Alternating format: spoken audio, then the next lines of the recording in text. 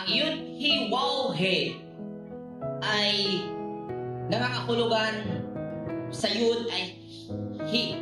Because ano ito? Ya or Yi na tumutukoy na He. At ang kasunod na tatlong alphabet ay Hawa na ito ay exist. So, ibig sabihin siya ay nag-exist. Now, isipin mo, anong nag-exist kayo? Dito sa mundo na spiritual. Energy. Kaya, ang bumaba ay ang energy. Bakit bumaba?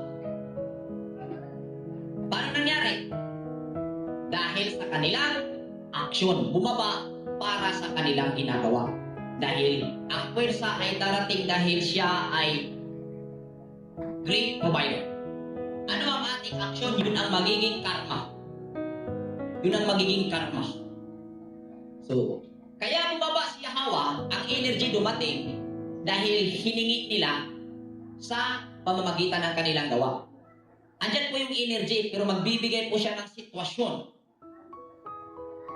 related or kaugnay sa ating nagiging ginagawa. Ang sabi, anuman at yung hinihiling siyang darating.